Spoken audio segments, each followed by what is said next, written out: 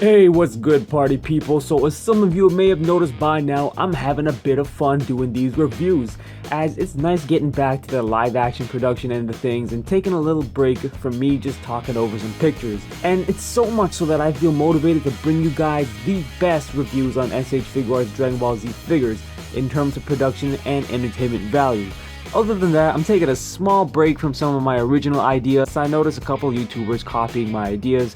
You know who you are. Anyways, getting back to the figure, this time we're going to be taking a look at one of the best modern releases in the line, and only the second battle damage character we have in the line thus far. If you're looking for some more facts on this figure, check out the History of Figuarts Part 2 up there. Otherwise, let's cut the crap and take a look at what I like to call SH Figuarts Super Saiyan Gohan 2.0, the Battle Damage Edition.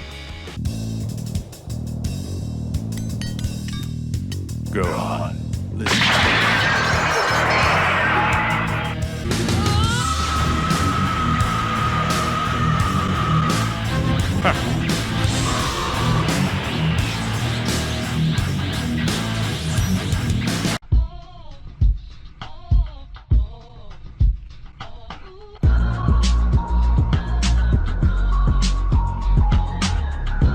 Now, if you're looking to pick this guy up, his current marketplace price tag has inflated a little bit here and there, so it retails anywhere from 45 to 60 bucks depending on where you scoop him up. Now, if you're looking for a cheaper alternative, Figuarts also has their own version available at about half the price. Peep the links in the description below. So Gohan, the boy wonder of the Dragon Ball Z franchise, the Dick Grayson to Goku's Bruce Wayne. While his first couple appearances in Figuarts form started out as meh, then improving to what seemed like much better in the SDCC version, I can tell you that this version right here pretty much Kamehamehas both of them straight out of the water. From the moment you take this guy out of the box, you really get an idea of what Tamashii is truly capable of. Now, I was lucky to scoop this guy up for about 36 bucks, but even then, if I had to pick him up now for slightly more, he'd still be worth every penny.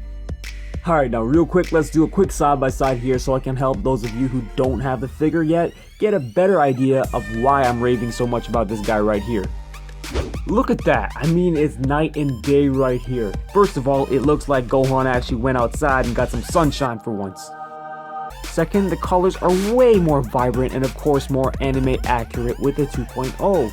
And the sharpness and definition just serve to do the character way more justice than the 1.0 ever could. Second to that is the fact that Tamashii has actually fixed the issue with Gohan's previously weak knees. I mean, we get it, Gohan was scared to fight Cell at first, but hey, taking it this far might have been a stretch. Alright, so getting back to this Gohan itself, one of the first points I want to touch on are the hair sculpts. I mean, to be honest, I was thrilled by the fact that we not only got Super Saiyan 2, but Super Saiyan 1 hair as well. And they're both seriously pimped out in comparison to their previous counterparts. Now, a lot of people complain about paint shading not being a thing on the 2.0s, and that is seriously not the issue with these 2.0 Gohan head sculpts. Although there isn't shading all the way throughout them, you definitely get some shading right here up at the front. Truly a fantastic job by Tamashii here, done on what is arguably one of the most defining characteristics of any Saiyan character in the line. Alright, so next up is the body, and man, I'm really glad Tamashii waited a bit before releasing a battle damage version of Gohan, because this looks amazing. And I feel like if they were to release this figure earlier, it just wouldn't look as defined and chiseled. Especially not with that old Gohan's pale skin color. I really love the work they did here, and I feel like whoever was responsible for this sculpt should get the credit they deserve. The little torn portion of his gi hanging off a semi-movable portion of his belt is a really nice touch here, and I mean the level of musculature seems well suited for an 11-year-old half Saiyan, as weird of a statement as that is. But I mean, the figure doesn't look overly muscularized and ripped to the point where it's almost comical. Very nice indeed. For me, I think the only thing that looks a little bit off-putting at times is the line the chest portion makes with the abdominal portion at certain angles, as it looks slightly like an anorexic ribcage effect, but I totally understand why this is done and I'm not complaining, just making a statement. Now, the last thing I think that would have taken this body to another level is making this little torn portion of his gi out of maybe a more pliable soft plastic, just to give it some more range of posability in terms of where you want to have it hanging off. Alright, so in terms of shading, there's really not much going on with the body itself, just a simple flesh tone color there. But he does have some shading, albeit on a weird spot. Now, this was pointed out by Anthony's Customs in his review, and it's true. Now that I've seen it, I can't unsee it. It looks like he pissed his pants right there. There's a heavy amount of dark grape colored shading, if you can see that there along the crotch and the inner thighs. I don't know what was going on there. I mean, hey, I'll take it over no shading, I guess. But hopefully you can unsee that. Now speaking of the legs, we do get the same hip tech as with Vegeta and Trunks 2.0, and then further down we have some nicely sculpted, tattered and torn portions of his pants, as well as some more rips and cuts in the upper thigh portion. And here we just see a simple flesh tone colored paint. I mean, there's no real shading there again, it's just a simple contrast between two colors. All in all, in terms of the figure's likeness to what a lot of fans commonly refer to as Teen Gohan, I give this figure a 9.5 out of 10. The missing 0.5 is for what some black lining or shading could have accented on the figure, such as the muscles and the boots. Alright, so in terms of articulation, there's nothing new here, man. Like, it's all the same as the rest of the Figuarts figures. It's very well articulated in comparison to other lines like Marvel Legends and such. No real problems with it on my end. The only thing I've seen is that the belt sometimes can get in the way with this leg motion if you want the leg to come up. You can see that the belt and the torn portion of the gi does come off here. Other than that, no complaints. Alright, so Gohan comes with 4 pairs of hands, which is a fair amount, I guess. You've got your fists, your energy blast hands, your slightly curved grabbing hands, and some what I think are the most interesting choice for this release, the relaxed hands. Now interestingly enough, the figure does not come with that pair of martial arts hands that we commonly see with other figures, but I think the rest of the figure as well as its faces make up for this quite easily. Alright, so as I was alluding to, we do get a good amount of faces, which can of course be used with either head sculpt. And like I said before, and I'll say it again, the change in definition and expression you get with the 2.0 faces is leagues beyond that of the original figures. Leagues! We're talking Indigo League here.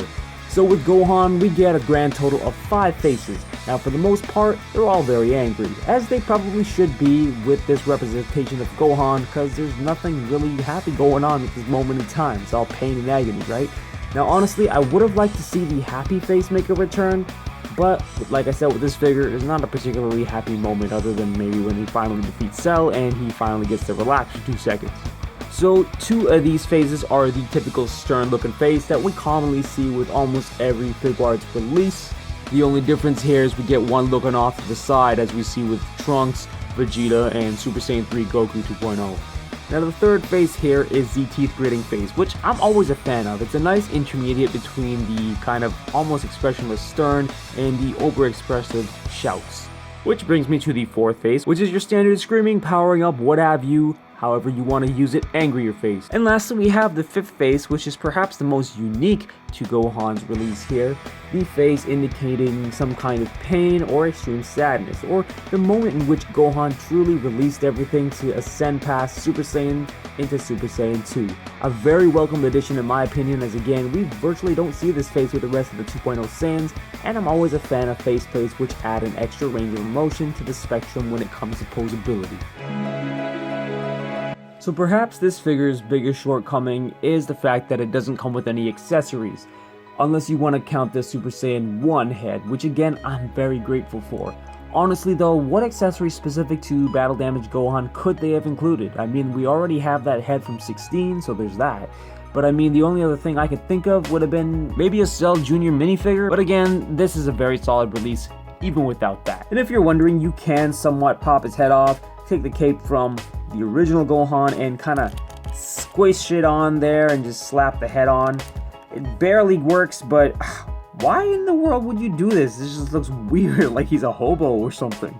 So with Gohan, my favorite pose for him would have to be the father-son Kamehameha pose using the Kamehameha charge effect from the original base Goku, as well as one of the effect parts included with Cell. If you watch my last collection video, you'll see that I just love how this looks under a black lightish glow. Just awesome. Alright guys, so Battle Damage Gohan, an awesome figure that I don't think ever needs a re-release in terms of being improved, and it's in my top 5 Dragon Ball Z Figuarts to this date, always at the forefront of my Dragon Ball Z Figuarts shelf. And perhaps the only major improvement I'd like to see if I had to choose one was the inclusion of dirt, blood, and scratch work included on the figure's paint apps to give it that finishing touch on its Battle Damage look. Do you have this Gohan? Will you be getting him? What is your favorite pose to put him in? Let me know down below, and you know, as I always say, may the best of your todays be the worst of your tomorrows. Peace.